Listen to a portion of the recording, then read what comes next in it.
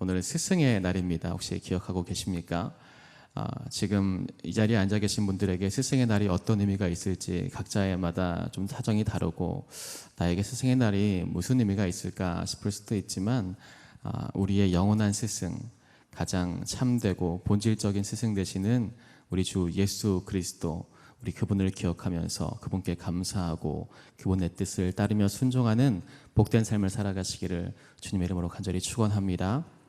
담임 목사님께서는 오늘까지 교단 전국 목회자 선교 축구대회 일정으로 교단 일정 가운데 참여하고 계십니다. 우리 담임 목사님의 일정을 위해서 계속해서 기도해 주시기를 부탁드립니다.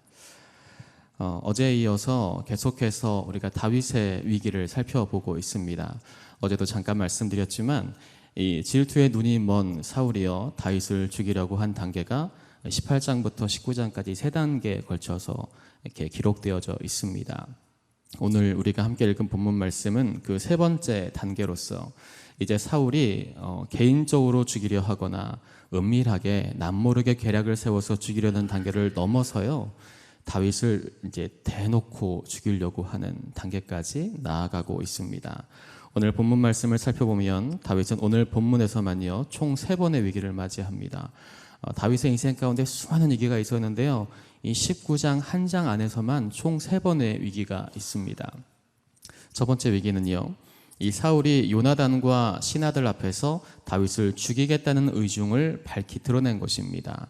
우리 오늘 본문 말씀 사무엘상 19장 1절 말씀인데요, 다시 한번 읽어보겠습니다. 시작. 사울이 그의 아들 요나단과 그의 모든 신하에게 다윗을 죽이라 말하였더니 사울의 아들 요나단이 다윗을 심히 좋아하므로. 아멘.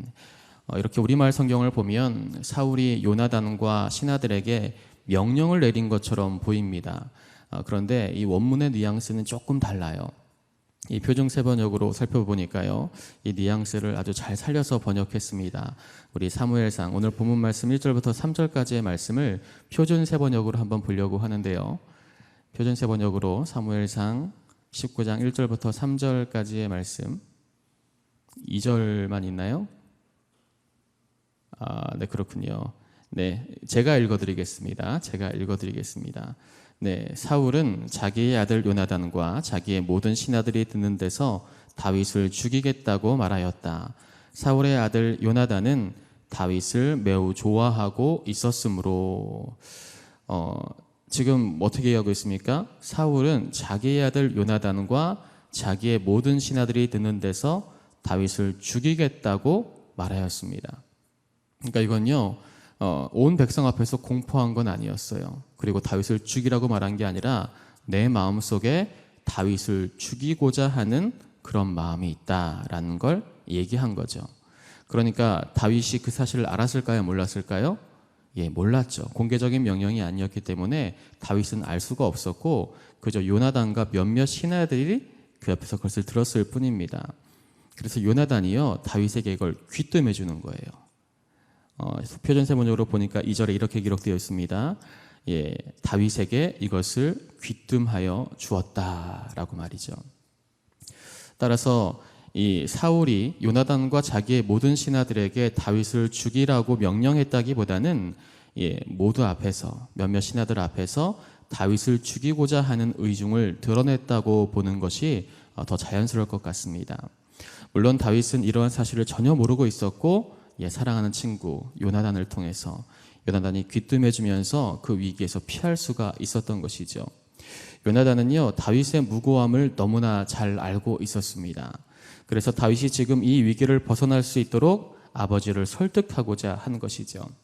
그 설득의 내용은, 그리고 그 결과는 우리가 본문에서 읽은 것처럼 다음과 같습니다. 우리 본문 말씀 19장 4절부터 7절까지의 말씀을 다시 한번 읽어볼 텐데요, 제가 한 절, 여러분이 한 절 교독하겠습니다. 제가 먼저 읽겠습니다.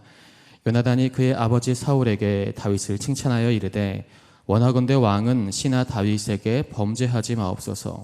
그는 왕께 득죄하지 아니하였고 그가 왕께 행한 일은 심히 선함이니이다.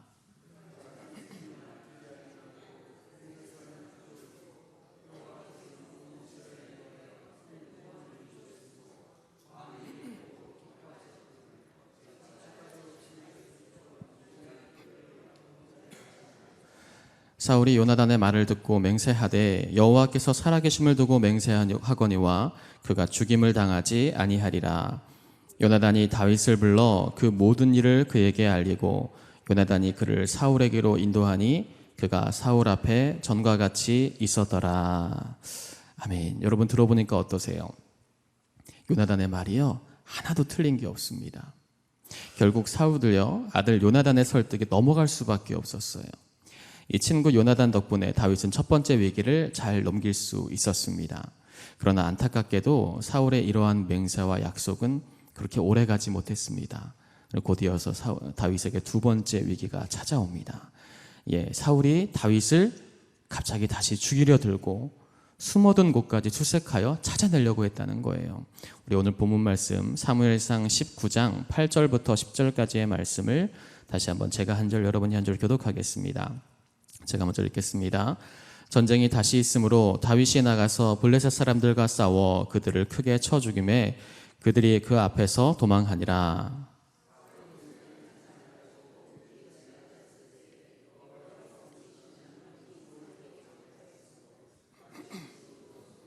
함께 읽겠습니다. 사울이 단창으로 다윗을 벽에 박으려 하였으나 그는 사울의 앞을 피하고 사울의 창은 벽에 받친지라. 다윗이 그 밤에 도피하매. 아멘. 얼마의 시간이 지났는지 정확히 알 수는 없습니다. 그러나 제법 시간이 흐른 것으로 보입니다.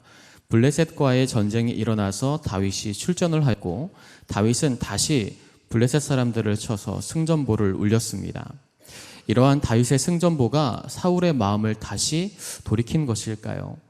이 사울은요, 요나단과의 약속과 하나님 앞에서 한 맹세를 지키지 못하고 다윗을 다시 죽이고자 단창을 던졌습니다. 다윗은 급히 피해서 도망했습니다. 그러나 사울은요, 다윗의 집 주변에 매복까지 시켜두었어요. 그리고 이 다윗이 집에 있는 것을 확인한 후에 다시 죽이고자 하였습니다. 이 사울의 딸이자 다윗의 아내였던 미갈은 다윗을 살리기 위해서 묘책을 마련했습니다. 여기서 머뭇거릴 것이 아니라 빨리 피해야 한다는 거예요. 미갈은 마치 여리고의 기생 라합이 정탐꾼들을 도피시켰던 것처럼 다윗을 창밖으로 달아내려서 도피시켰습니다. 그리고는 침상에 사람의 크기와 비슷한 우상을 눕히고 그것이 마치 다윗인 것처럼 위장을 시켰어요. 그리고 사울의 신하들이 다윗을 찾으러 집에 왔을 때 미갈은 다윗이 충분히 도망갈 수 있는 시간을 벌기 위해서 다윗이 병들어 누웠다라고 그렇게 항변을 했습니다. 여러분, 그때 당시의 전쟁은요, 그리고 모든 싸움은 명예를 굉장히 중요시했습니다. 그래서 여러분 혹시 영화 같은 거 보면 그런 장면 기억나세요? 아니, 전쟁하는데 1대1로 나와서 막 싸워요. 전쟁 중에 그런 게 어딨어. 빨리 이기면 장땡이지. 근데 그때 당시의 전쟁은 그렇지가 않았어요. 명예를 굉장히 중요시했기 때문에 비록 사울이 이 혈안이 되어서 다윗을 대적하고 있지만 병들거나 부상당한 상대방이 회복할 수 있는 시간을 주는 것, 허락하는 것이 관례였어요. 이 미갈은요, 사울 또한 다윗이 병들어 누워 있다고 했을 때 그 정도의 시간은 내어주겠지라고 예상을 했던 것 같습니다. 그러나 이러한 미갈의 예상이 빗나갔어요. 미갈의 생각은 정상적인 범주에 있었어요. 당시 사회 안에서 정상적인 범주 안에 있었습니다. 그러나 문제는 사울이 지금 정상적인 범주를 벗어난 상태였던 거예요. 오늘 본문 말씀 사무엘상 19장 15절 말씀을 다시 한번 한 목소리로 읽겠습니다. 시작.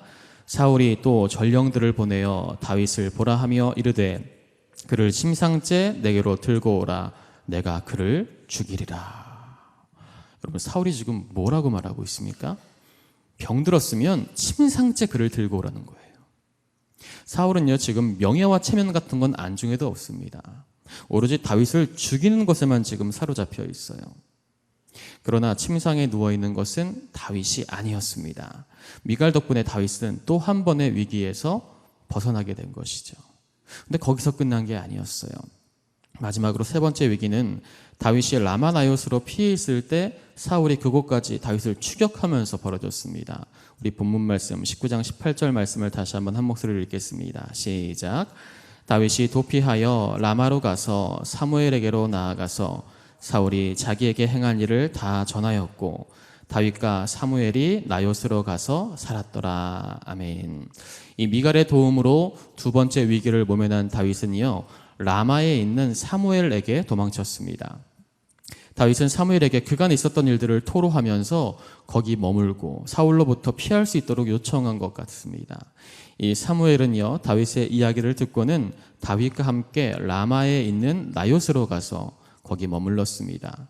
이 학자들마다 조금씩 견해가 다르지만 가장 보편적으로 동의를 얻고 있는 의견에 따르면요, 라마는 지명이고 나요스는 라마에 있는 어떤 장소를 의미합니다. 이 선지자 생도들이 모여서 함께 훈련을 받으면서 공동체 생활을 하던 곳, 좀 이해하기 쉽게 예를 들자면 기숙사 형태를 취하고 있는 오늘날의 신학교와 같은 곳이 바로 나요시였던 거예요. 따라서 라마 나요스는요, 이 전체가 지명이 아니라는 거예요. 사무엘과 다윗은 라마라는 지역 안에 있는 나요시라는 장소에 가서 함께 머물렀던 것이죠. 이 사무엘은요, 사울에게 기름을 붓고 그를 왕으로 세운 이스라엘 이 전체의 영적인 권위자였습니다. 비록 사울이 왕이기는 했지만 이 사무엘은요, 왕조차도 어찌할 수 없는 하나님의 사람이었어요. 아마도 다윗은 설마 사울이 아무리 미쳤기로서니 사무엘이 있는 그곳까지 쳐들어와서 자신을 해칠 것이라고는 생각 못했던 것 같습니다. 그런데 사울이 미쳐도 아주 단단히 미쳤어요. 그래서 다윗의 예상도요, 이 미갈의 예상처럼 보기 좋게 빗나갔습니다. 사울은 다윗이 라마 나요스에 있다는 소식을 듣자마자 다윗을 잡기 위해서 전령들을 그곳으로 보냈습니다. 아들 요나단이나 이 딸 미갈은 물론이고요, 자신에게 기름을 붓고 왕으로 세워준 선지자 사무엘조차 이제 사울은 안중에도 없어요. 이쯤 되면 사울은 이제 정말 갈 때까지 가버린 것처럼 보입니다. 자, 사울이 다윗을 잡기 위해서 전령을 보냈습니다. 그런데 그 전령이 어떻게 됐습니까? 오늘 본문 말씀 19장 20절 말씀을 다시 한번 읽어보겠습니다. 19장 20절 말씀 읽겠습니다. 사울이 다윗을 잡으러 전령들을 보냈더니 그들이 선지자 무리가 예언하는 것과 사무엘이 그들의 수령으로 선 것을 볼 때에 하나님의 영이 사울의 전령들에게 임함에 그들도 예언을 한지라. 아멘. 다윗을 잡기는커녕 하나님의 영이 그들 가운데 역사하셔서 이 자신들의 소임은 잊은 채 선지자 무리와 함께 예언을 했습니다. 이 표준세번역을 보니까요, 사울의 전령들이 경험한 이 예언의 사건을 보다 더 실감나게 아주 구체적으로 묘사하고 있는데요. 19장 20절 말씀을 표준세번역으로 한번 읽어보겠습니다. 시작. 사울은 다윗을 잡아오라고 부하들을 보냈다. 그들이 가서 보니 예언자들 한 무리가 사무엘 앞에서 춤추고 소리치며 예언을 하고 있었다. 그 순간 그 부하들에게도 하나님의 영이 내리니 그들도 춤추고 소리치며 예언을 하였다. 아멘. 흔히 엑스타시 혹은 황홀경이라고 불리는 이 경험을요, 사울의 전령들이 하게 된 거예요. 그리고 사울이 준 임무는 까맣게 잊어버렸습니다. 사울이 이 소식을 듣고 전령들을 다시 보냈는데 똑같은 일이 벌어졌고, 다시 한번 보냈지만 역시 마찬가지였습니다. 3번을 보냈는데 모두 실패하니까요, 이제는 사울이 직접 움직였습니다. 우리 사무엘상 19장 23절부터 24절까지의 말씀 우리 함께 한 목소리로 다시 읽겠습니다. 시작. 사울이 라마나요스로 가니라. 하나님의 영이 그에게도 임하시니 그가 라마나요스에 이르기까지 걸어가며 예언을 하였으며, 그가 또 그의 옷을 벗고 사무엘 앞에서 예언을 하며 하루 밤낮을 벗은 몸으로 누웠더라. 그러므로 속담에 이르기를 사울도 선지자 중에 있느냐 하니라. 아멘. 여러분, 사울의 전령들뿐만 아니라 사울도 하나님의 영이 임하는 강권적인 역사를 피해갈 수가 없었습니다. 사울 역시 그 황홀경을 경험하면서 이 다윗을 잡겠다는 목적뿐만 아니라 자기 자신까지 잊어버리고 예언의 깊은 임재 가운데 빠져들었어요. 다윗은요, 자신에게 닥쳐온 이 3번째 위기를 하나님의 임재와 역사로 벗어날 수가 있었습니다. 첫 번째 위기는 친구 요나단의 도움으로, 두 번째 위기는 아내 미갈의 도움으로, 그리고 3번째 위기는 하나님께서 직접 그분의 손으로 다윗을 도와주신 것입니다. 사실 오늘 본문 말씀을 읽어 나가면서요, 저는 조금 이해되지 않는 살짝 불만스러운 부분이 있었습니다. 다윗은 왜 이토록 무기력하게 도망만 다니는가 하는 거였어요. 제가 영화를 굉장히 좋아합니다. 그래서 여러분 이게 직업병인지 모르겠지만 봤던 영화를 자주 보는 경우도 꽤 많이 있어요. 성경 말씀이 한 번 읽고 내가 아는 내용이니까 그냥 지나가는 게 아니라 읽고 또 읽고 또 읽을 때마다 새롭잖아요. 근데 영화도 그렇더라고요. 내가 이미 한번 봤던 영화지만 다시 봤을 때 이런 장면이 있었나? 아, 이런 메시지도 있었구나. 맞아. 이렇지라고 하면서 다시 볼 때 또 새롭게 느껴지는 부분이 있어서 영화를 다시 보는 걸 좋아하는 편입니다. 한 번은 영화를 다시 보는데 이전에는 느끼지 못했던 게 있었어요. 뭐냐면 영화에서 이 주인공이 막 도망을 쳐요. 악한 세력이 막 쫓아옵니다. 한참을 막 도망을 쳐요. 자동차를 타고 뭐 하고 하면서 한참을 도망치는데 더 이상 도망칠 수 없는 절체절명의 상황까지 왔어요. 그래서 어쩔 수 없이 이제 뒤돌아서 맞서 싸웁니다. 근데 누가 이길까요? 주인공이 이겨요. 주인공이 이겨요. 그냥 영화를 아무 생각 없이 처음 볼 때는 몰랐어요. 근데 다시 보니까 저럴 거면 왜 도망쳤지? 그냥 처음부터 싸우지 싶은 거예요. 어차피 자기가 더 강하다면, 자기가 더 세면, 싸움을 해볼 만하다면 굳이 도망칠 이유가 없잖아요. 그럴 거면 지금까지 5분, 10분 동안 뭐 그렇게 열심히 도망쳤어?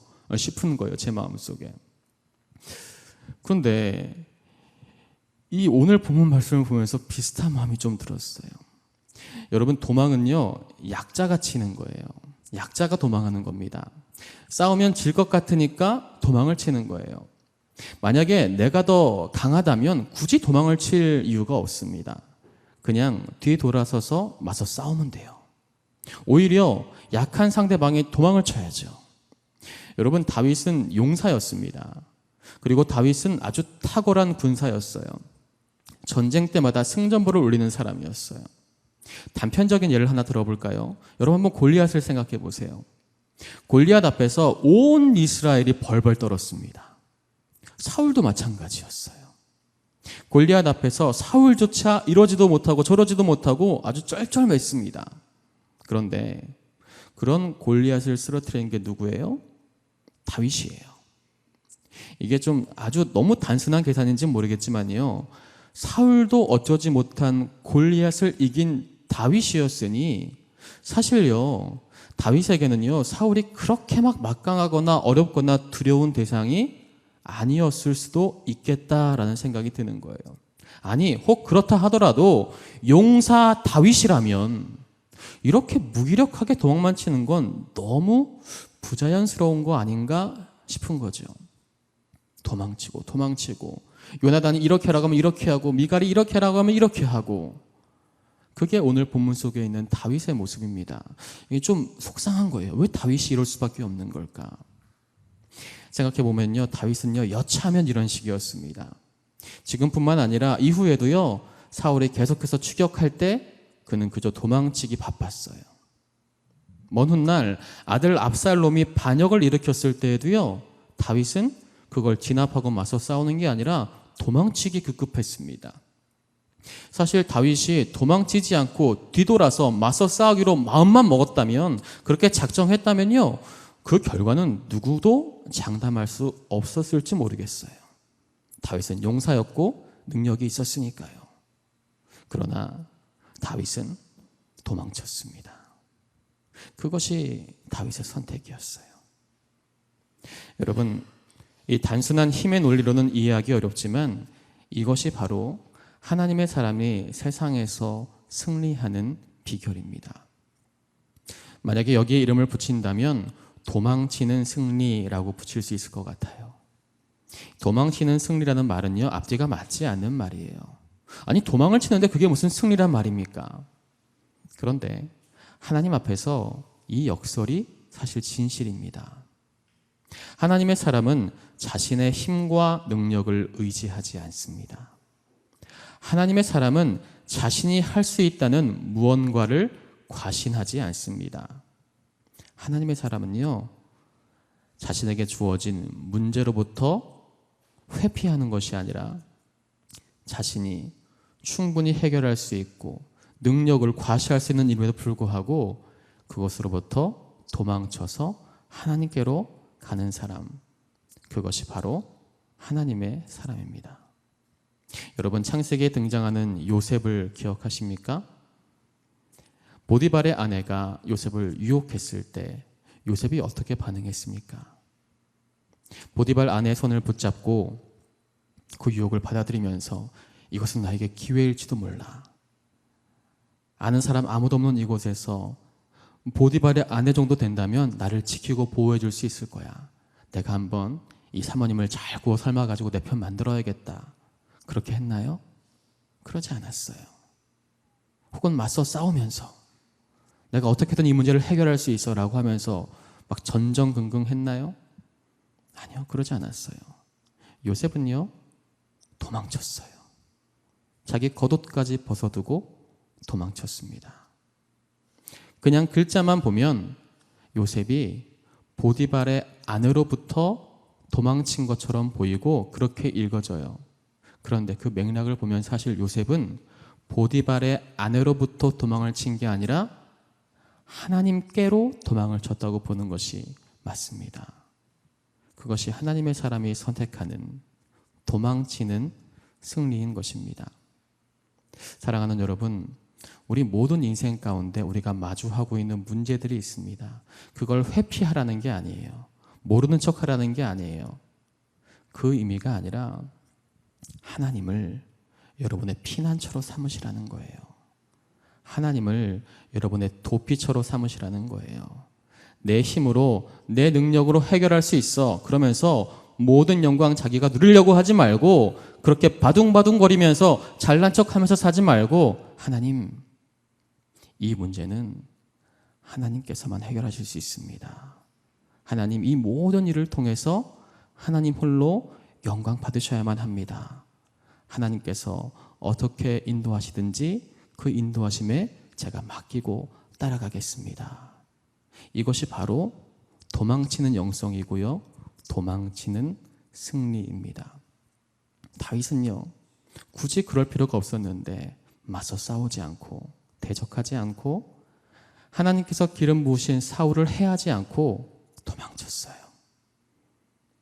요나단이 이렇게 하라면 이렇게 하라는 대로 하고, 미갈이 이렇게 하라면 이렇게 하라는 대로 하고, 사무엘이 이렇게 하라면 이렇게 하라는 대로 하고, 하나님께서 그랬더니 그 모든 사람들을 통해서, 관계들을 통해서, 그리고 직접 다윗을 지키시고 보호해 주셨습니다. 그것이 바로 하나님께로 도망치는 사람에게 베푸시는 하나님의 은혜요, 승리인 줄로 믿습니다. 하나님이 우리의 요새이십니다. 하나님이 우리의 산성이십니다. 하나님이 우리의 힘이요, 구원이요, 피난처 되십니다. 바라기는 오늘 하루 살아가실 때에 그러한 믿음과 소망을 가지고 하나님께로 도망쳐서 하나님께서 인도하시는 대로 살아가는 저와 여러분이 되시기를 주님의 이름으로 간절히 축원합니다. 함께 기도하겠습니다.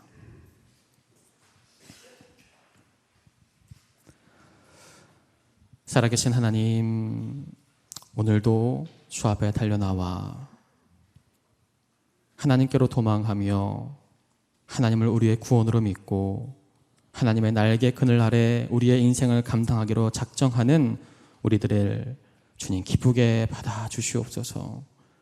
하나님, 분명 하나님께서 우리에게 주신 힘이 있고 능력이 있고 지식이 있지만 우리가 그것을 의지하고 내 힘을 믿고 내 능력을 믿고 내 지식을 믿고 살아가는 것이 아니라 그 모든 것이 하나님의 뜻입니다. 그 모든 것이 하나님의 은혜입니다 고백하며 하나님께로 피하여 하나님께서 이끄시는 대로 살아가는 도망치는 승리를 경험하는 우리 될 수 있도록 주님께서 우리 가운데 신실하게 역사하시고 인도하여 주시옵소서. 우리 다 함께 이러한 기도 제목으로 주님을 크게 한번 부르고 기도하며 나아가겠습니다. 주여